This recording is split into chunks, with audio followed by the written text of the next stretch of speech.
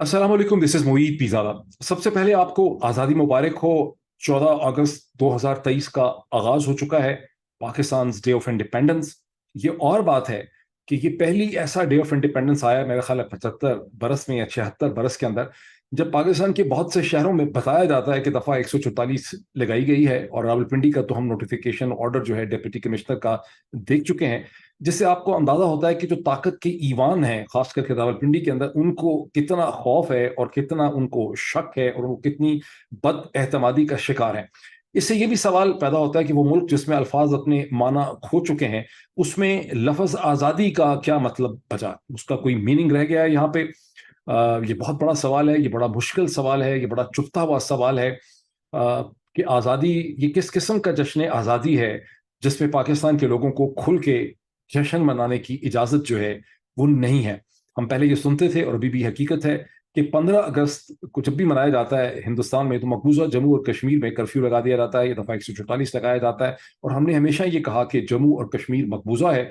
बल्कि 5 अगस्त 2019 के बाद हमने कितनी ज़्यादा इंटेलिजेंट काम किया कि हमने एक नई टर्म इन्वेंट की। हमने कहा ये illegally occupied Jammu and Kashmir है। यानी ऑक्यूपाइड तो था ही, उस वक्त भी भले चंगे लोगों ने फॉरेन ऑफिस को, पाकिस्तान के जो अरबाब इख्तियार या अरबाब इक़्तिदार थे, उनको बताने की बात की कि भाई, समझाने की कोशिश की कि अंग्रेजी का जो लफ्ज़ ऑक्यूपाइड है उसका मतलब ही यही है कि इस पे कोई गैर कानूनी किस्म का किसी ने कब्जा किया हुआ है। और ये लफ्ज़ कॉम्प्लेक्स है, इसके मतलब ही यही है कि ये गैर कानूनी कब्जा, लेकिन नहीं, हमने इसके साथ इलीगल लगाना है। तो अब अगर एक तरफ illegal occupied Jammu and Kashmir के अंदर कर्फ्यू ये दफ़ा 144 लगाना पड़ता है, तो दूसरी तरफ जो पूरा पाकिस्तान है और उनको तो सिर्फ जम्मू एंड कश्मीर में ही दफ़ा 144 लगाना पड़ता है। उनको दिल्ली में, मुंबई के अंदर, गुजरात के अंदर, हैदराबाद के अंदर, लखनऊ के अंदर, अवध के अंदर उनको नहीं लगाना पड़ता दफ़ा 144। लेकिन पाकिस्तान की सूरत हाल है कि बहुत से शहरों में दफ़ा 144 ही रहता है यहाँ पर।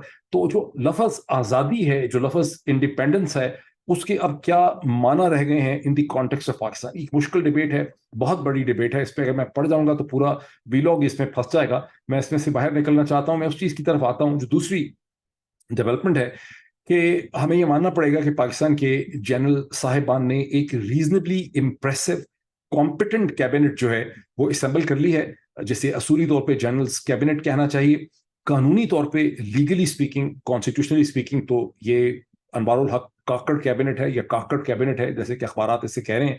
और काकड़ साहब अच्छे आदमी हैं, क्योंकि उनके ऊपर लोगों ने बहुत से इल्जाम लगाए, कोई वॉइस ऑफ बलोचिस्तान के हवाले से कि नैब की कोई इंक्वायरी थी 2021 की, लेकिन ये खैर फजूल बात है। वॉइस ऑफ बलोचिस्तान एक छोटी सी पब्लिकेशन थी, उसमें क्या कोई इतनी बड़ी चीज़ होगी। हो सकता है उनको इंटिमिडेट करके दबा के रखने के लिए ऐसी कोई इंक्वायरी जो है वो मार्क कर दी गई हो। बट जो भी लोग उनसे मिले हैं गुज़िश्ता 15-20 बरस में, उनका बड़ा इंटरेक्शन रहा मीडिया के साथ और बहुत से लोगों के साथ सियासत में, and generally you hair good words about him. तो उनकी ये कैबिनेट है। लेकिन अब ये हम ये जानते हैं, खुद काकड़ साहब भी ये जानते हैं, पूरा पाकिस्तान ये जानता है, दुनिया ये जानती है कि ये कैबिनेट जो है ये कोई प्राइम मिनिस्टर काकड़ जो है उन्होंने असेंबल नहीं की, बल्कि ये पाकिस्तान के जनरल साहिबान ने, पाकिस्तान की मिलिट्री इस्टेब्लिशमेंट ने ये कैबिनेट जो है वो असेंबल की है। और ये देखने में ठीक कैबिनेट लगती है। अब हमारे जहनों में ज़ाहिर है ये बात भी है कि ये कैबिनेट जो है ये असूली तौर पे तो इसको आना चाहिए था इलेक्शन करवाने के लिए। असूली तौर पे तो वो इलेक्शन बहुत पहले हो जाने चाहिए थे, बहुत भी लेट होते तो अक्टूबर में होते, फिर बात हुई नवंबर में होने की।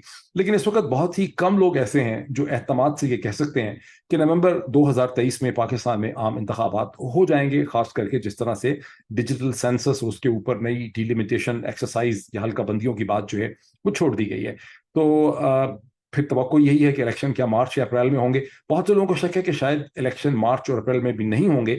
और ये जो केयर टेकर सेटअप लाया गया है, जो सो कॉल्ड जनरल्स कैबिनेट या काकड़ कैबिनेट है, ये अब बहुत देर तक कंटिन्यू करेगी। और शायद अगर चीज़ें इसके कंट्रोल में आ गई, इकोनॉमिक्स के हवाले से, इंटरनेशनल रिलेशंस के हवाले से, मईशत के हवाले से, IMF के हवाले से, तो फिर ये कैबिनेट जो है उससे आगे भी ये हुकूमत जो है वो कंटिन्यू कर सकती है और ये हुकूमत जो है चलती रहेगी। और ख़ास करके जब आप देखते हैं कि जिस किस्म की 70 किस्म की जो कानून साजी की गई, जो 70 बिल पास करवाए गए नेशनल असम्बली और सेनेट से, धोड़म धोड़म भागम भागम गुज़िश्ता 3-4 हफ्तों में, बाजू पकड़ के PDM की जमातों का, वो इसी उसमें से अक्सर जो कानून पास करवाए गए वो इस केयर टेकर हुकूमत को طاقت دینے کے لیے کروائے گا, اس کو اسٹرینتھن کرنے کے لیے کروائے گا. تو ظاہر ہے کہ یہ کوئی 3 4 6 مہینے کے لیے نہیں, یہاں تو لگتا ہے ایسا کہ کئی سالوں کا بندوبست جو ہے وہ کیا گیا ہے.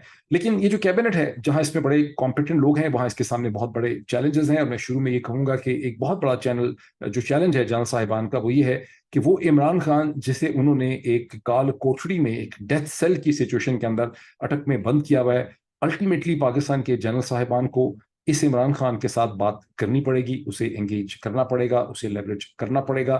غالباً جنرل صاحبان کی انڈرسٹینڈنگ یہ ہے کہ ہم اس کو ڈپریس کر کے, اس کو اپنی طاقت دکھا کے, اس کو ہم ایک کال کوٹڑی میں, جو ایک سزائے موت والے مجرم کی کال کوٹڑی ہوتی ہے, ہم اس کو دکھا رہے ہیں کہ ہم کتنے طاقتور ہیں, تمہاری کوئی اوقات نہیں ہے, تمہاری خاطر دنیا میں کوئی کھڑا نہیں ہے, پاکستان کے عوام بے دست و پاں ہیں, ہم نے ان کو کنٹرول کر لیا ہے. اسی کو پاور کمپلیکس بھی کہتے ہیں, اسی کو گاڈ کمپلیکس بھی کہتے ہیں.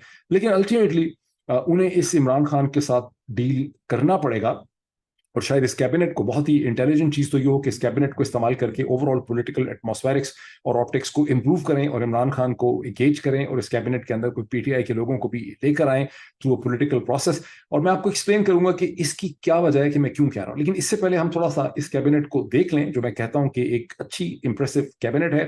میں نے آپ کو ذکر کیا کہ جو اس کیبنٹ کے ہیڈ ہیں, the prime minister, the caretaker prime minister Anwaar ul-Haq Kakar, اچھے آدمی ہیں, ڈیسنٹ آدمی ہیں, ان کے خلاف کبھی بھی کوئی بہت سبسٹینشیل قسم کی چیز جو ہے وہ ایگزسٹ نہیں کرتی. اور اب جو دن شروع ہو رہا ہے 14 اگست 2023 کا, وہ اپنی کیبنٹ کا خود بھی حلف لیں گے اور اپنی کیبنٹ کا حلف بھی لیں گے. اس کے بعد the most important person in this cabinet is the finance minister, جہاں پہ خیال 24 گھنٹے پہلے یہ بھی تھا کہ ڈاکٹر حفیظ شیخ کا نام تو خیر لیا ہی جا رہا تھا, لیکن اس کے ساتھ یہ بھی تھا کہ سلطان جی علانہ, جو چیئرمین ہیں of the board of the Habib bank, اور جن کا پرنس کریم آغا خان کے ساتھ بہت گہرا تعلق ہے, اسماعیلی ہیں وہ, شاید ان کو پرسویٹ کیا جا رہا ہے. کچھ ایسی بات ضرور چل رہی تھی, ایک سے زیادہ سورس نے کہا, لیکن ان دی اینڈ سلطان جی علانہ نے یا تو ریفیوز کر دیا, یا بات بنی نہیں, یا یہ ہے کہ حفیظ شیخ صاحب جو ہیں ان کا پلہ بہت بھاری تھا اس ایکویشن کے اندر. اور یہ ذہن میں رہے کہ ڈاکٹر حفیظ شیخ جو اس سے پہلے پاکستان کے سندھ میں بھی فائنانس منسٹر رہ چکے ہیں, سینٹر میں بھی 2 دفعہ فائنانس منسٹر رہ چکے ہیں, ان کو پاکستان جب بلایا گیا تھا تو غالباً اس وقت شنید اور اندیا یہ تھی کہ وہ پاکستان کے care taker interim prime minister بھی ہو سکتے ہیں. بہرحال ان کی تعریف میں آپ یہ کہہ سکتے ہیں کہ جب ان کو سیکنڈ ٹائم بھی عمران خان کی حکومت نے انگیج کیا, 1 برس و چند مہینے وہ فائنانس منسٹر رہے, اور ان دی اینڈ وہ اس وجہ سے ان کو چھوڑنا پڑا بیکاز سینٹ کا, ان کو سینٹ کی سیٹ غالباً دلا نہیں پا رہے تھے, اس میں پولیٹیکل مسئلے تھے. لیکن اکانومی کو ڈاکٹر حفیظ شیخ نے as per the requirements of IMF, world bank and Asian development bank ٹھیک مینج کر لیا تھا. اور اس کے بعد کہا جاتا ہے کہ جب شوکت ترین آئے اور انہوں نے ایک ایکسپینڈنگ اکانومی, یا ایک انہوں نے مارکیٹ اورینٹڈ اکانومی ہے جس کو کہتے ہیں کہ کھولنا کی کوشش کی انہوں نے اکانومی کو فار پولیٹیکل ریزنس, تو اس وقت معیشت جو ہے وہ ہاتھ سے باہر ہو گئی. اس کی وجہ یہ تھی کہ اس وقت پاکستان ایسا لگتا تھا کہ ایک الیکشن کی طرف بھی جا رہا ہے, اور دوسری طرف سے IMF کی اسٹرکٹ کنڈیشنلٹیز کی وجہ سے جو عوام کو بہت زیادہ مشکلات تھیں, چونکہ وہ ایک آرگینک گورنمنٹ تھی, اس آرگینک گورنمنٹ کے سامنے یہ بہت بڑا چیلنج تھا کہ آپ نے عوام کی توقعات کو پورا کرنا ہے. اور شوکت ترین نے اکانومی کو کھولنے کی کوشش کی لوگوں کو ریلیف دینے کے لیے, اور یہ اس کا ایک اکنامک فلو تھا. بہرحال حفیظ شیخ صاحب سے ایکسپیکٹ کیا جاتا ہے کہ وہ اکانومی کو اسی طرح سے لے کر چلیں گے جس طرح سے IMF, world bank, Asian development bank چاہیں گے, اور وہ ایک گڈ ول جو ہے اس کے حوالے سے جنریٹ کر سکیں گے, کیونکہ اس کا پولیٹیکل پریشر تو الٹیمیٹلی GHQ کے اوپر ہوگا, بیکاز یہ ساری کیبنٹ جو سامنے ہے, یہ کیبنٹ تو اچھے لوگوں کی ہے, کمپیٹنٹ لوگ ہیں, لیکن ان میں سے کسی کے پاس بھی پولیٹیکل پاور نہیں ہے کہ نان پولیٹیکل کیبنٹ ہے. یہ اچھے خوبصورت چہرے ہیں, صاف چہرے ہیں, لیکن پاور جو ہے وہ ساری کی ساری GHQ اور جنرل صاحبان کے پاس ہے, اور سارا پریشر ان کو اس کیبنٹ کو ان کو لینا پڑے گا. اور یہ ایک انٹرسٹنگ ہوگا کہ کتنا پریشر ان کے اوپر آئے گا اور وہ اسے کیسے ہینڈل کریں گے. دوسری جو بہت امپورٹنٹ شخصیت ہیں وہ جلیل عباس جیلانی صاحب ہیں. اب یہ ذہن میں رکھیے کہ ڈاکٹر حفیظ شیخ تو خیر اسٹیبلشمنٹ کے کینڈیڈیٹ ہیں, جلیل عباس جیلانی جو پاکستان کے ایکس فارن سیکرٹری رہ چکے ہیں, جونیئر جب ڈپلومیٹ تھے, انہوں نے ہندوستان میں کام کیا. اس وقت ہندوستان کی حکومت نے ان پہ یہ الزام لگایا کہ وہ کشمیری جو ایکٹیوسٹ لیڈرز تھے جموں اینڈ کشمیر کے, مقبوضہ جموں اینڈ کشمیر کے, ان کو فنڈنگ دے رہے تھے, پیسے دے رہے تھے. ایک ہوٹل میں ان کی دلی میں ملاقات ہو رہی تھی, ہندوستان کی جو انٹیلیجنس ہے IB, اس نے کوئی اسٹنگ آپریشن کیا, ان کو پکڑ لیا, ان کو پرسونا نان گراٹا قرار دے کے جلیل عباس جیلانی صاحب کو ہندوستان سے نکال دیا گیا تھا. لیکن جلیل عباس جیلانی صاحب اس category and quality of diplomats میں شمار ہوتے ہیں جن کے بارے میں شروع سے ہی فارن آفس یہ سوچتا ہے کہ یہ پوٹینشیل فارن سیکرٹری मटेरियल हैं वही हुआ। उन्होंने यूरोपियन यूनियन में पाकिस्तान के एम्बेसडर की हैसियत से बहुत ही डिस्टिंक्शन से सर्व किया, फिर पाकिस्तान के फॉरेन सेक्रेटरी बने, उसके बाद आफ्टर रिटायरमेंट वो पाकिस्तान के एम्बेसडर थे 2015-16 में अमेरिका के अंदर, वहाँ भी बहुत अच्छी तरह से उन्होंने सर्व किया। और वहीं मैंने उनसे जो मुलाकात एक दफ़ा हुई थी, खैर मुलाकात तो मेरी उनसे दर्जनों दफ़ा हुई, लेकिन जो उस मुलाकात जिसमें उन्होंने मुझे बताया था कि जिस तरह के रुझानात और जो खौफ जो है तुलसी राइट ट्रैप के हवाले से हिंदू चीन के हवाले से डेवलप कर रहा है, वो अल्टीमेटली पाकिस्तान के इंटरेस्ट को हर्ट करेगा। तो ये तो हो गई कहानी जनाब जलील अब्बास जिलानी साहब की, हफीज शेख साहब का भी जिक्र हो गया। अब इसी कैबिनेट में डॉक्टर शोएब सैदल साहब, one of the only, I think बहुत ही कम लोग हैं पाकिस्तान की पुलिस में जिन्होंने क्रिमिनोलॉजी के हिसाब से पीएचडी की है। डॉक्टर शोएब सैदल का उसमें शुमार होता है। बरतानिया से उन्होंने पीएचडी की हुई है। पुलिस सर्विस के हवाले से बहुत ही रेस्पेक्टेड ऑफिसर हैं। बहुत से लोगों को एतराज़ ये है कि आसिफ अली जरदारी के बहुत ज़्यादा करीब हैं और भी लोगों पे बहुत से इल्ज़ाम लगाते हैं, लेकिन अंडर दिस सच सर्कमस्टांसेस इनका इंटीरियर मिनिस्टर आना, वजीर दाखिला बनना, चूंकि वो कानून के और पुलिसिंग के मसाइल और मसलों को समझते हैं, ये एक अच्छा खुश आइन स्टेप है। सो ये भी एक अच्छा एडिशन है इस कैबिनेट के अंदर। अब उसके बाद आप देखते हैं कि एहसन बूम साहब जो हैं वो लॉ मिनिस्टर के तौर पे आ रहे हैं। ये पीएमएलएन के और नवाज शरीफ साहब के बहुत करीब हैं। जुल्फिकार चीमा साहब का रोल क्या होगा क्लियर नहीं है।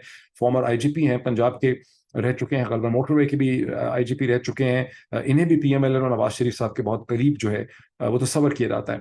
बहुत ही सिग्निफिकेंट इसमें जो एडिशन हुआ है, बहुत ही कॉम्पिटेंट, वो गौहर एजाज साहब का हुआ है। Gauhar Ejaz एप्टमा, all Pakistan textile mill association के इलेक्टेड प्रेसिडेंट रह चुके हैं। प्रेसिडेंट होने के बाद वो उसके पैट्रन इन चीफ रहे हैं। एप्टमा की इंटरनल पॉलिटिक्स और डायनामिक्स के अंदर गौहर एजाज का बड़ा रोल रहा है। गुज़िश्ता चंद महीनों में कॉटन की यील्ड बढ़ाने में गौहर एजाज और उनकी टीम ने जो रोल प्ले किया उसको बहुत ज़्यादा पॉजिटिवली देखा गया। कहा जाता है कि 21-22 में जो कॉटन की प्रोडक्शन थी 22 और उसके शुरू में, उसके मुकाबले में गुज़िश्ता चंद माह में कॉटन की जो प्रोडक्शन है, जो यील्ड है, उसमें दुगना इजाफा हुआ है। गौहर एजाज साहब को भी इस्टेब्लिशमेंट के करीब समझा जाता है। कोई भी बिजनेसमैन जिस इतना कदावर हो और इतना एंट्रेंच जो बिजनेसमैन है पाकिस्तान का, वो हमेशा इस्टेब्लिशमेंट ही की तरफ होता है, वो किसी सियासी जमात की तरफ उसका ताल्लुक नहीं होता। तो गौहर एजाज साहब के ऊपर भी यही है कि वो इस्टेब्लिशमेंट के करीब रहे हैं। ये और बात है कि इमरान खान की हुकूमत थी उसके भी करीब थे, और इमरान खान की एडवाइस, इनिशिएटिव या ख्वाहिश पे उन्होंने लाहौर के अंदर लंगर खाने जो हैं उसका प्रोसेस शुरू किया, जिसकी फाइनेंसिंग और फंडिंग वो खुद करते रहे। अभी भी मेरी अंडरस्टैंडिंग है कि लंगर खाने शायद चल रहे हैं। और एक बड़ी इंटरेस्टिंग चीज़ है कि कहा जा रहा है कि एक खातून जो है बहुत दिलचस्प किस्म की, वो इंफॉर्मेशन मिनिस्टर के तौर पर लाई जाएंगी, जिनका कोई इंफॉर्मेशन से और पॉलिटिक्स के साथ किसी भी चीज़ की तरह से कोई भी उनका ताल्लुक जो है नहीं है। और कहा जाता है कि शरीफ फैमिली ने और नवाज शरीफ साहब के लोगों ने उनको कोई गुज़िश्ता 2-3 हफ्ते से बुला के लाहौर में, और लाहौर और इस्लामाबाद के दरमियान बिठाया हुआ है, उनकी मुलाकातें हो रही हैं। उनको पीएमएलएन चाहती है कि इंफॉर्मेशन मिनिस्टर बनाए। एज ऑफ नाउ, पहले जब मुझे किसी ने बताया, पीएमएलएन के करीब सोर्स थे, उन्होंने कहा मेरा नाम ना लेना, इसका भी जिक्र भी ना करना, बिकॉज बहुत ही कॉन्फिडेंशियल है, किसी को पता नहीं है, अगर आप इसका जिक्र करेंगे तो मेरा नाम आ जाएगा, पता चल जाएगा। मैंने बताया, लेकिन मैंने उसके बाद 2 और लोगों से इस्लामाबाद में बात की कि भाई इंफॉर्मेशन मिनिस्टर रह गया कैबिनेट में। उन्होंने कहा वो खातून एक हैं, दो जो हैं, उनको उनको वो कर रहे हैं, और अल्लाह करे कि इनको कोई सेंसिबिलिटी हो कि इन खातून को ना करें। तो एक से ज़्यादा सोर्स जो है इस्लामाबाद में, उसने मुझे ये बताया कि ये जो खातून है जिनको बुलाया है पीएमएलएन ने, इनको इंफॉर्मेशन मिनिस्टर लगाने की कोशिश जो है वो की जा रही है। और अब देखना ये है कि क्या जनरल साहिबान, जिन्होंने अदरवाइज एक रीजनेबली डिसेंट कैबिनेट जो है वो खड़ी कर ली है, क्या वो इस पूरी कैबिनेट को मतनाज़ा बना देंगे इन खातून को इंफॉर्मेशन मिनिस्टर बना के। सो अभी देखते हैं क्या होता है। अब ये जनरल साहिबान में से किसने ये कैबिनेट जो है खड़ी की है, ये डीजीआई जो है उनकी काविश है, या उनके डीजीसी का नाम लिया जा रहा है कि जनरल फैसल नसीर जो हैं उन्होंने इसको लीड किया है। वही अनवारुल हक काकड़ भी उन्हीं की चॉइस है, बिकॉज ज़ाहिर है उन्होंने बलूचिस्तान में सर्व किया था, और अनवारुल हक काकड़ जो है वो बलूचिस्तान से हैं, वहीं से वो सेनेटर भी हैं, वहीं के वो पॉलिटिशियन हैं। बहरहाल जो कोई भी है, उसने एक अच्छी चीज़ जो है मैनेज तो कर ली है।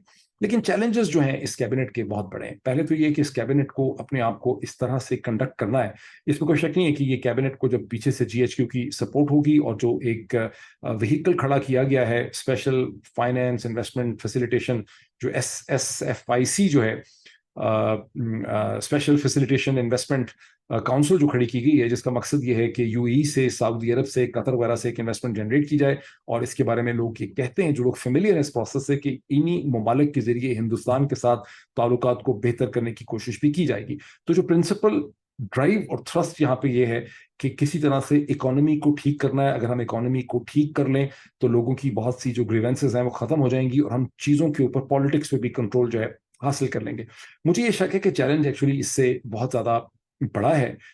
چیلنج یہ بھی ہے کہ اسٹیبلشمنٹ نے گزشتہ 16 مہینے میں جنرل باجوہ اور ان کے جانشینوں نے اپنے آپ کو جس بری طرح سے کنڈکٹ کیا ہے اور پاکستان کے لوگوں پہ مصیبتوں کے جو پہاڑ انہوں نے توڑے ہیں, جتنا ظلم کیا گیا ہے, جتنی ٹرنی یہاں پہ انلیش کی گئی ہے, جتنی یہاں پہ مار پیٹ کی گئی ہے, جتنا یہاں قانون کی ٹانگیں توڑی گئی ہیں, جس طرح سے قانون کو, سپریم کورٹ کو, ہائی کورٹ کو بے دست و پاک کر دیا گیا, جس طرح سے ہزاروں پولیٹیکل ورکرز کو گرفتار کیا گیا, اور جس طرح سے یہ اسٹیبلشمنٹ اب ہندوستان کے سامنے ایک طرح سے گھٹنے ٹیک چکی ہے, ان تمام چیزوں کو مد نظر رکھتے ہوئے بہت بڑا جو چیلنج ہے وہ یہ ہے کہ کس طرح سے یہ اسٹیبلشمنٹ جس کا بیٹرڈ اینڈ وونڈڈ فیس ہے, اس کو کس طرح سے یہ کیبنٹ اپنے آپ کو اس طرح سے کنڈکٹ کرے کہ اس اسٹیبلشمنٹ اور پاکستان کے لوگوں کے درمیان اور پولیٹیکل پارٹیز کے درمیان ایک اعتماد کی فضا جو ہے اسے بحال کیا جا سکے. یہ ایک بہت بڑا چیلنج ہے جب آپ دیکھتے ہیں کہ 14 اگست جیسے دن میں آپ کو دفعہ 144 پنڈی میں لگانی پڑ جاتی ہے, تو آپ اندازہ لگا سکتے ہیں کہ اس وقت پاکستان کے پولیٹیکل ڈائنامکس اور موڈ جو ہے وہ کس قسم کا ہے. ذہن میں یہ بھی رکھیے کہ ایک دن پہلے میں نے بھی یہ کہا تھا, بہت سے لوگ ابھی بھی یہ کہہ رہے ہیں کہ یہ جو کیبنٹ بنی ہے یہ ایک شٹ اپ کال تھی. ان کی جو کاکڑ صاحب کی سلیکشن ہے یہ پی ڈی ایم کو, پی پی پی کو, پی ایم ایل این کو ایک شٹ اپ کال تھی. سورسز کا بھی مجھے کہنا ہے اور اس کی کمپوزیشن جو کیبنٹ کی آئی ہے اس سے بھی پتہ چلتا ہے کہ یہاں کوئی شٹ اپ کال ایسی نہیں ہے. اس میں 3 قسم کے آپ کو انفلوئنسز نظر آتے ہیں. جب آپ کاکڑ صاحب کو دیکھتے ہیں, جب آپ سرفراز بگٹی صاحب کو دیکھتے ہیں, جب آپ گوہر اعجاز صاحب کو دیکھتے ہیں, تو آپ کو کلیئرلی لگتا ہے کہ 3 کم از کم, پھر آپ کو حفیظ شیخ صاحب کو دیکھتے ہیں, تو جو 4 کی پوزیشنز ہیں یہ کلیئرلی اسٹیبلشمنٹ, یہ وہ لوگ ہیں جو اسٹرانگ مین ہیں اور جن کو اسٹیبلشمنٹ بیک کر رہی ہے, ان کا کوئی پولیٹیکل بیک گراؤنڈ نہیں. جب آپ جلیل عباس جیلانی صاحب کو دیکھتے ہیں, جب آپ شعیب سڈل صاحب بھی, یہ 5 لوگ ہو گئے یہ اسٹیبلشمنٹ کی طرف سے. جب آپ جلیل عباس جیلانی صاحب کو دیکھتے ہیں تو آپ کو اس کے پیچھے پیپلز پارٹی کا فٹ پرنٹ نظر آتا ہے. جب احسن بھون اور ذوالفقار چیمہ کو دیکھتے ہیں تو پی ایم ایل این کا فٹ پرنٹ آپ کو نظر آتا ہے. تو اس میں پی ایم ایل این کا آپ کو ٹھیک ٹھاک فٹ پرنٹ نظر آتا ہے, اور بعض سورسز جو کلوز ہیں نواز شریف صاحب کے لندن میں, ان کا کہنا ہے کہ انوار کاکڑ صاحب جو ہیں وہ نواز شریف صاحب کی پوری بلیسنگ سے, ان کے اپروول سے وہ یہاں پہ کیئر ٹیکر پرائم منسٹر بنے. اب اس میں سے مسنگ چیز کیا ہے؟ مسنگ چیز یہ ہے کہ اس کیبنٹ کے اندر پی ٹی آئی کا کوئی نمائندہ نہیں ہے, اس کی کوئی ایکسپریشن نہیں ہے, اور سب سے بڑی سیاسی جماعت فار آل پریکٹیکل پرپزز اس میں کوئی ایگزیجریشن نہیں ہے, اس میں کوئی کسی بھی طرح سے کوئی مبالغہ آرائی نہیں ہے کہ اس وقت کی جو گراؤنڈ ریالٹی اور حقیقت ہے کہ پاکستان کی سب سے مضبوط جو سیاسی جماعت ہے, سب سے بڑی جو سیاسی جماعت ہے, سب سے پاپولر جو سیاسی جماعت ہے وہ پاکستان تحریک انصاف ہے, اور اس کا لیڈر جو ہے اسے 5 اگست کو گرفتار کر کے ایک کال کوٹڑی میں رکھا ہے جہاں سزائے موت پانے والے قیدی جو ہیں ان کو رکھا جاتا ہے, اس قسم کی کال کوٹری میں رکھا ہے. تو یہ اس کیبنٹ کا ایک بہت بڑا گیپ ہے, یہ بہت بڑی اس کی کمزوری ہے, یہ اس کا بہت بڑا ڈیفیسٹ ہے. اس کو یہ کیسے ٹھیک کریں گے کہ بھی ٹھیک کریں گے نہیں. اچھا, پھر تھوڑا سا میرے ذہن میں خیال آتا ہے کہ شاہ محمود قریشی صاحب جو ہیں جن کی اس وقت یونیک ڈسٹنکشن یہ ہے کہ وہ واحد تحریک انصاف کے لیڈر ہیں. اسد عمر بھی ویسے نکل آئے لیکن انہوں نے کم از کم ایک پریس کانفرنس کی, اپنے آپ کو ڈسٹنس کیا, لیکن شاہ محمود قریشی صاحب جو ہیں وہ واحد پی ٹی آئی کے لیڈر ہیں جن کو کچھ زیادہ سختی سے ٹریٹ نہیں کیا گیا. وہ آزاد ہیں, فری ہیں, اسٹیٹمنٹس بھی دیتے ہیں. کیا وہ اس کیبنٹ میں کل کلا کسی رول میں آئیں گے؟ گورنمنٹ میں اگر آئیں گے تو کیا خود سے آ جائیں گے, یہ عمران خان کی بلیسنگ سے آئیں گے؟ یہ ایسے کوشچنز ہیں جن کا ہمارے پاس اس اسٹیج پہ کوئی جواب نہیں ہے. لیکن یہ کیبنٹ میننگ لیس ہو جاتی ہے from a political point of view جب اس کے اندر اگر اس میں پی ایم ایل این کا انپٹ ہے, ان کی بلیسنگ ہے, اس میں آصف علی زرداری صاحب اور نواز شریف صاحب کا انپٹ اور بلیسنگ ہے, اس کے اندر اسٹیبلشمنٹ, تو 3 دھڑے آپ کو نظر آتے ہیں. تو اس کے اندر اگر آپ کو نہیں نظر آ رہا بڑا انفلوئنس, تو آپ کو تحریک انصاف اور عمران خان کا انفلوئنس جو ہے وہ نظر نہیں آ رہا. اب جو چیز جو میں نے شروع میں کہی تھی کہ مجھے یہ شک ہے اور میرا یہ انالیسس ہے کہ الٹیمیٹلی جنرل صاحبان کو اپنی تمام تر طاقت کے باوجود, اپنی تمام تر ایروگنس کے باوجود, ان کو الٹیمیٹلی عمران خان کے ساتھ بات ان کو کرنی ہی پڑے گی. یہ ایک ایسا پوائنٹ ہے جس کو سمجھنا جو ہے وہ بہت ضروری ہے, اور اس کو سمجھنا آسان نہیں ہے. اور پاکستان کے اندر ایسے بہت سے رجحانات ہیں, ایسا بہت سا پروپیگنڈا ہے, ڈس انفارمیشن ہے, ڈینائل ہے, جس کی وجہ سے اس چیز کو سمجھنے میں بہت زیادہ لوگوں کو دقت ہوتی ہے, اور میرے سمجھانے کے بعد بھی بہت زیادہ لوگ اس کو سمجھ نہیں سکیں گے. وہ چیز یہ ہے کہ اس خطے کی تاریخ اور دنیا کی تاریخ اور ڈائنامکس جو ہیں وہ ایک ایسے پوائنٹ پہ آ چکے ہیں جہاں پاکستان کی اسٹیبلشمنٹ اب ہندوستان کے ساتھ لڑ نہیں سکتی, اس کے پاس کوئی کیپیسٹی نہیں ہے. کیپیسٹی تو دور کی بات ہے, اس کے پاس کوئی لڑنا تو دور کی بات ہے, ریگل آؤٹ کرنے کی بھی کوئی اسپیس نہیں ہے, مینووربلٹی بھی کوئی نہیں ہے. اور اس کو گردن سے پکڑ کے یہ مجبور کیا جا رہا ہے کہ آپ ہندوستان کی ٹرمز اینڈ کنڈیشن پہ ہندوستان کے ساتھ ایک سمجھوتا کریں, ایگریمنٹ کریں, جس کے نتیجے میں ساؤتھ ایشیا میں ہندوستان کو دی ڈومیننٹ اسینڈنگ پاور مان لیا جائے. یہ وہی چیز ہے جس کو میں ڈومیننٹ اسینڈنگ پاور کہتا ہوں, کہ ڈومیننٹ پاور کہتا ہوں پولیٹیکل سائنس کی تھیوری میں, جس کو پاکستان کی اسٹیبلشمنٹ اور اس کے نتھی ذرائع ابلاغ ہندوستان کی ہیجمنی کا نام کہتے رہے ہیں, کہ ہمیں ہندوستان کی ہیجمنی جو ہے وہ یہاں پہ قبول نہیں ہے. اور یہ وہی ہیجمنی ہے جس کو ڈیفیٹ کرنے کے لیے, فرسٹریٹ کرنے کے لیے, جس کو ریفیوز کرنے کے لیے انہوں نے یہ سوچا کہ ہم سی پیک کے ذریعے, پھر اس کے بعد جو خواہش تھی ان کی کہ ہم رشیا کو انگیج کریں گے, اور جب ہم چائنا رشیا کو اچھی طرح سے انگیج کر لیں گے تو ہم باوجود ویسٹرن پریشر کے ہندوستان کی ہیجمنی میں نہیں جائیں گے. ہندوستان کی ہیجمنی جانے میں پاکستان کی ملٹری اسٹیبلشمنٹ کو جو ایک بہت بڑا نقصان یہ بھی ہوتا ہے, ناٹ دیٹ کہ پاکستان کے لوگوں کو بہت زیادہ نقصان اس میں ہے, لیکن پاکستان کی اسٹیبلشمنٹ کو نقصان ہی ہوتا ہے کہ اس کا جو کاز آف ایگزسٹنس ہے, جس کو فرینچ زبان کے اندر غزاں دتر کہتے ہیں, انگلش میں اگر بولیں تو ریزاں دتر, یا فرینچ میں کہیں تو غزاں دتر جو ہے وہی ختم ہو جاتا ہے. بیکاز اسٹیبلشمنٹ نے تو 1958 کے بعد سے پاکستان کے لوگوں کو یہ کنونس کیا ہے کہ وہ ہندوستان کی جہریت کے خلاف پاکستان کے لوگوں کا اور پاکستان کی ریاست کا دفاع کرے گی. لیکن سچویشن گزشتہ 20 برس سے, اور کسی ایک حکومت کے دور کی میں بات نہیں کر رہا, 9/11 کے بعد سے سچویشن کلیئر ہو گئی کہ دنیا کے حالات اس قسم کے ہو گئے. امریکہ کی جو ضرورت تھی ہندوستان کو انگیج کرنا, رائز آف چائنا, وہ سب چیزیں سامنے ہو گئی. تو پاکستان کی اسٹیبلشمنٹ کا لڑنا تو دور کی بات ہے, کوئی ان کے پاس اسپیس ہی نہیں ہے کہ وہ ہندوستان سے اپنی جان جو ہے وہ بچا سکیں.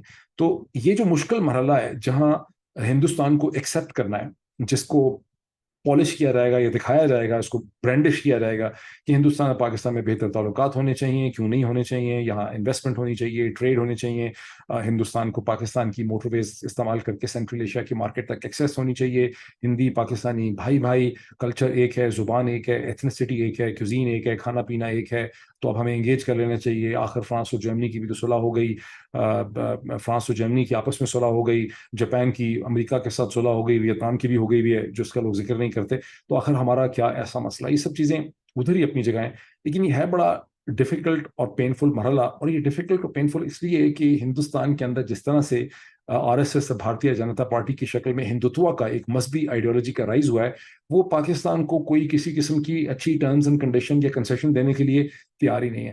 اور یہ شروع سے مسئلہ چل رہا ہے. مجھے یاد ہے دسمبر 2003 میں میں اس وقت برطانیہ میں رہتا تھا, لندن میں اور میری بیوی واپس آئے دسمبر میں پاکستان, اور جنرل محمود دورانی جو تھے, جن کو عرف عام میں محمود علی دورانی, ان کو میڈ بھی کہتے تھے, ان کا نک نیم تھا, وہ اس وقت جنرل مشرف جو کہ پریزیڈنٹ تھے پاکستان کے, ان کے وہ ایڈوائزر تھے, آئی تھنک اسٹریٹجک میٹرز کے اندر, فارن پالیسی یا نیشنل سیکورٹی ایڈوائزر ہوتے تھے محمود علی دورانی, میجر جنرل محمود علی دورانی آفٹر ہز ریٹائرمنٹ. چونکہ ان سے لندن میں ملاقات ہوتی رہی تھی تھنک ٹینکس وغیرہ کے حوالے سے, میں نے انہیں کال اپون کیا, انہوں نے ہمیں لنچ پہ بلایا, اور راولپنڈی میں جہاں پرانا آرمی ہاؤس ہوا کرتا تھا, اس کے ساتھ ہی اسی سڑک میں گوف روڈ یا وٹ ایور اس کو کہتے ہیں, وہاں پہ ان کے گھر میں ان سے بڑی طویل ملاقات ہوئی, ان کی اسٹڈی میں بہت کتابیں ہیں ایوری تھنگ. وہاں پہ انہوں نے بڑی انٹرسٹنگ چیز بتائی. He was a great realist, لوگوں کو کہتے تھے وہ بڑے پرو امیرکن وغیرہ بھی ہیں, but he was a great realist. انہوں نے کہا کہ میں نے ایک پیپر اور ایک میمورینڈم MOU ٹائپ ایک ڈیٹیل سبمٹ کیا تھا ایک فائل میں جنرل مشرف کو چند مہینے یا چند ہفتے پہلے, جس میں نے ایک انالیسس جنرل مشرف کو, پریزیڈنٹ جنرل مشرف کو یہ دیا کہ ہم کشمیر جو ہے اسے لوز کر چکے ہیں, we have lost the Kashmir cause, اور ہمیں اس کو ایکسیپٹ کرنا چاہیے, اور ہمیں نیسیسری اسٹریٹجک ایڈجسٹمنٹس اس حوالے سے کرنی چاہیے ود انڈیا, اور اپنی پوزیشن کو اس میں چینج کرنا چاہیے. وہ کہتے ہیں جب میں نے یہ سبمٹ کیا تو پریزیڈنٹ جنرل مشرف نے, میں بالکل آپ کو ایگزیکٹ مور لیس ان کے ورڈز میں بتاؤں گا, مجھے بلایا اور مجھ پہ بہت وہ بھرم ہوئے, بہت غصے میں ہوئے, اور مشرف نے وہ فائل جو تھی وہ ماری ان کے اوپر, محمود علی دورانی صاحب کے اوپر. اس کو کہا کیوں تم یہ کہتے ہو, تم ڈیفیٹسٹ ہو, تم نے سرنڈر کر دیا, نو وی آر ناٹ لاسٹ وغیرہ وغیرہ وغیرہ. اور جنرل محمود بہت زیادہ وہ کہتے ہیں مجھ پہ ناراض ہوئے, بھرم ہوئے, اور میں وہاں سے اپنی فائل اٹھایا اور آ کے میں چلا گیا. اب باوجود اس کے کہ جنرل مشرف نے یہ سب کچھ کیا, جنرل مشرف نے پوری کوشش کی آخری وقت تک, جب تک وہ پاور میں تھے بائی ٹل دی اینڈ 2007 کے, وہ ہندوستان کو انگیج کریں. یہ اور بات ہے کہ ان کی کوشش کی تھی کہ وہ ہندوستان کو کوئی سیلف ریسپیکٹنگ ٹرمز کے اوپر انگیج کریں, لیکن نیو دلی جو ہے اس نے کوئی بہت زیادہ پازیٹیولی ان کو اس کے اوپر رسپونڈ نہیں کیا آن ون اور دی ادر ایکسکیوزز. ان کے بعد جو گورنمنٹ آئی پیپلز پارٹی کی، اس کا بھی مینڈیٹ یہی تھا، کیونکہ وہ جس طرح کے حالات میں آئی اس وقت جتنی انگیجمنٹ تھی امریکہ کے ساتھ، کہ انہوں نے بھی ہندوستان کو انگیج کرنا جو تھا وہ ان کی ریکوائرمنٹ تھی. اس کے بعد ممبئی کا حادثہ ہو گیا 2008 میں. وہ کس نے کیا، یہ بہت بڑی کنٹروورسی ہے، میں اس میں نہیں جاتا، بٹ وہ انگیجمنٹ نہیں ہو سکی، الٹا لینے کے دینے پڑ گئے. اور اس کے بعد 2011-12 کے بعد تو ہندوتوا کی پالیٹکس، پھر پرائم منسٹر بن جانا نریندر مودی کا 2013 میں، لیکن مئی 2014 میں. لیکن اس سے پہلے ظاہر ہے کہ رائز ہو رہا تھا بہت تیزی سے ہندوتوا کی پالیٹکس کا، کئی اسٹیٹس وہ جیت چکے تھے. سو پاکستان کی اسٹیبلشمنٹ اپنی حکومتوں کے ذریعے جس قسم کی ڈیل حاصل کرنا چاہتی تھی نیو دلی سے ایک self respecting terms and condition پہ، وہ اس کو کبھی بھی نہیں مل سکی. اور جو بھی ڈیل میکنگ کا کوئی مومنٹ آیا، جیسے کہ نواز شریف نے انگیج کرنے کی کوشش کی نریندر مودی کو 2015 کے اندر، وہ for various reasons which are beyond this discussion وہ چیز ورک آؤٹ نہیں کر سکی. کبھی پٹھان کوٹ ہو گیا، کبھی یہ ہو گیا، کبھی کیا ہو گیا. عمران خان جب آئے 25 جولائی 2018 کو انتخابات کے بعد، انہوں نے جب انتخابات کے ریزلٹس کلیئر ہو گئے تو 26 جولائی 2018 کو عمران خان نے اپنی ایک وکٹری اسپیچ کی، ٹیلی وائز ایڈریس، جس میں ان کا اوپننگ جو چیز تھی، آفٹر فیو منٹس انہوں نے کہا کہ ہم ہندوستان کے ساتھ بہتر تعلقات کے خواہاں ہیں. وہ آپ ایک سٹیپ اٹھائیں گے، ہندوستان کو کہا ہم 2 سٹیپ اٹھائیں گے. پھر جیسے ان کی کیبنٹ بن گئی، انہوں نے اس پرائم منسٹر اوتھ لے لیا. 20 اگست 2018 کو پرائم منسٹر عمران خان جب بن گئے پرائم منسٹر، تو پہلا جو انہوں نے انیشیٹو لیا فورن پالیسی کا، کہ انہوں نے نیو دلی کو، ہندوستان کو انگیج کرنے کی انہوں نے کوشش کی. اور انہوں نے ایک بڑا ڈیٹیل خط لکھا. جب پرائم منسٹر نریندر مودی نے ان کو ایک رسمن کنگریچولیٹ کیا، تو عمران خان نے اس کے جواب میں ایک بہت ڈیٹیل خط لکھا انڈر ہز اون سگنیچر، اور اس میں ان کو ریکویسٹ کی پرائم منسٹر نریندر مودی کو کہ آپ ہم انگیج کرنا چاہتے ہیں، ہم اس کو لے کے آگے چلنا چاہتے ہیں، تمام ایشوز پہ آپ سے بات کرنا چاہتے ہیں. اور جنرل اسمبلی کی سائڈ لائنز پہ ہندوستان کی minister for external affairs Sushma Swaraj اور شاہ محمود قریشی کے درمیان آپ ملاقات کو اپروو کریں. With in 24-36 hours Indian establishment جو پرائم منسٹر تھے انہوں نے اس کو پہلے اپروو کر دیا. اس کے بعد جو میری انڈرسٹینڈنگ ہے فرام ود ان دلی، کہ وہاں پر ایک کھپ پڑ گئی کہ یہ چیز صحیح نہیں ہے اور عمران خان کو انگیج نہیں کرنا. اور انہوں نے ایک بہانہ بنا کے کہ بارڈر پہ کوئی اسکرمش ہوئی ہے جس میں بارڈر سیکورٹی فورس کا ایک جوان جو ہے مارا گیا ہے. انڈیا کی منسٹر آف ایکسٹرنل افیئرز کی جو اسپوکس پرسن تھے، رویش کمار غالباً ان کا نام تھا، انہوں نے عمران خان کے بارے میں بہت سخت زبان استعمال کی اور کہا کہ عمران خان ایکسپوز ہو گیا ہے، اور عمران خان جو ہے وہ ایک دہشت گرد ہے اور ہم کسی دہشت گرد کو انگیج نہیں کر سکتے. وہاں پہ بڑا کریٹیکل کوشچن اٹھتا ہے کہ اگر یہ بارڈر اسکرمش جس میں ایک بی ایس ایف کا جوان مارا گیا، اگر یہ پاکستان کی اسٹیبلشمنٹ نے کیا بھی تھا، تو ظاہر ہے کہ انڈینز کو پتا ہوتا کہ یہ پاکستان کی اسٹیبلشمنٹ نے چالاکی کیا تاکہ انگیجمنٹ نہ ہو سکے، اور وہ بہت آسانی سے اسے اگنور کر سکتے تھے. انہوں نے جو رد عمل کیا، اور جو میری انڈرسٹینڈنگ بھی ہے لیکن انالیسس بھی یہ کہتا ہے کہ ان کا رزلٹ یہ تھا کہ عمران خان کی گورنمنٹ کو انگیج نہیں کرنا، بیکاز عمران خان کی گورنمنٹ ود دین اسٹیبلشمنٹ بہت قریب سمجھی جاتی تھی. And Imran Khan's establishment was providing a popular cover. Imran Khan government was providing a popular cover to Pakistan establishment. Rest is history. انہوں نے انگیج نہیں کیا. پھر پلوامہ ہو گیا فروری 2019 میں. اس کے بعد بالا کوٹ کی اسٹرائک ہوئی. بالا کوٹ کے بعد پاکستان نے مقبوضہ جموں کشمیر کے اندر اسٹرائک کی. پھر ابھی نندن افیئر. پھر اس کے بعد 5 اگست 2019 کو مقبوضہ جموں اور کشمیر کا انشورس جو تھا، انہوں نے اس کو آرٹیکل 370 جو ہے وہ اس کو ایبروگیٹ کر دیا یونیلیٹرلی. اور اس کے بعد کبھی بھی عمران خان کی حکومت کے پاس ایسی کوئی اسپیس بچی ہی نہیں. یہ اور بات ہے کہ مغربی جو مشنز، ایمبیسیز اور کانٹیکٹس تھے، وہ عمران خان کے اوپر یہ زور دیتے رہے کہ آپ انڈیا کو انگیج کریں، لیکن عمران خان کا جواب یہ تھا کہ ہمیں کوئی نہ کوئی کوئڈ پرو کو تو ہو. دوسرا مسئلہ یہ تھا کہ ظاہر ہے جیسے ہی وہ کوئی ایسی چیز کرتے تو پی ایم ایل این اس کے اوپر بہت ریئیکٹ کرتی اور کہتے کہ جی انہوں نے کشمیر کا سودا کر دیا. اب اس وقت پاکستان کی اسٹیبلشمنٹ کے لیے جو بہت بڑا چیلنج ہے اور جو ان کے اوپر پریشر ہے، گزشتہ 16 مہینے کے بعد کوئی آپ کو غلط فہمی نہیں رہنی چاہیے. یوکرین اور رشیا کو اپنے مائنڈ سے ہٹا دیں. Don't waste your mental energy on things which are less important and of secondary importance. Principal جو سپورٹ ملی ہے اس رجیم کو 16 مہینے میں، اور جو اس کا فیوچر کی اس نے جو پرفارمنس کر کے دکھانی ہے، وہ یہ ہے کہ اس نے ہندوستان کو انگیج کرنا ہے by and large on Hindustan's terms. یہ اس کا بیسک مینڈیٹ ہے جو انہوں نے کر کے دکھانا ہے. اب پرابلم یہ ہے کہ یہ جب یہ کر کے دکھاتے ہیں تو پاکستان میں ان کا ایک ایکسپوزر ہو جاتا ہے، یہ ایکسپوز ہو جاتے ہیں. یہ افورڈ نہیں کرتے کہ یہ ایکسپوز ہو. ان کو اگر کان کو پکڑنا ہے تو یہ ایسے نہیں پکڑ سکتے. ان کو کان کو ادھر سے آ کے پکڑنا ہے، ادھر سے آ کے پکڑنا ہے، جس کی وجہ سے ان کو ایک پسوڑی جو ہے وہ پڑی ہوئی ہے. क्यों इनको इमरान खान को एंगेज करना पड़ेगा? हिंदुस्तान को एंगेज करने के लिए और बेहतर टर्म्स एंड कंडीशन पे नेगोशिएट करने के लिए पाकिस्तान को इन दी एंड एक पॉपुलरली इलेक्टेड लीडर चाहिए, जो पाकिस्तान के लोगों को कोई डील सेल कर सके। ये डील चाहिए पाकिस्तान की इस्टेब्लिशमेंट को अपनी इज्जत बचाने के लिए, ताकि एक पॉलिटिशियन वो डील करे। इस्टेब्लिशमेंट की डील हिंदुस्तान के साथ नहीं कर सकती, पॉइंट वन। फिर इस्टेब्लिशमेंट ये कर सकती है कि अगर वो एक पॉपुलर लीडर को आने देती है और फिर उसके साथ बाकी सियासी जमातों को कन्विंस करती है कि आप इंटरनल नेगोशिएशन करें, पीएमएलएन, पीपीपी, बाकी सारी जमातें, और हिंदुस्तान के साथ जो भी फ्यूचर डील आप करते हैं उसको एक पॉपुलर एक्सेप्टेबिलिटी और कबूलियत जो है वो देने की जरूरत है। अगर इस्टेब्लिशमेंट बाकी पार्टीज को इस्तेमाल करे, या टीएलपी की तरह के टीएलपी एबीसी XYZ किस्म का कोई नया ढांचा वहां खड़ा कर दे, जो गुज़िश्ता 20 साल से बेवकूफ़ी पाकिस्तान की इस्टेब्लिशमेंट करती चली आई है, इन the hope in that emotionality, ये जो भी कोई उनकी मजबूरी है, जैसे जनरल मुशर्रफ ने फाइल उठा के मारी थी जनरल महमूद अली दुरानी को, तो चीज़ें और ज़्यादा ख़राब और मुश्किल हो जाएंगी। अब फिर मैं आखिर में जुमला कहूँगा, आज मैंने बाकी पॉलिटिक्स की बात नहीं की, जिसको ये चीज़ समझ आ जाए उसका भला, जिसको ना भी समझ आए उसका भला, लेकिन इमरान खान को इंगेज करना ही पड़ेगा। इमरान खान को इंगेज ना करना बहुत बड़ा स्ट्रेटेजिक ब्लंडर होगा जनरल साहिबान का। Thank you so much.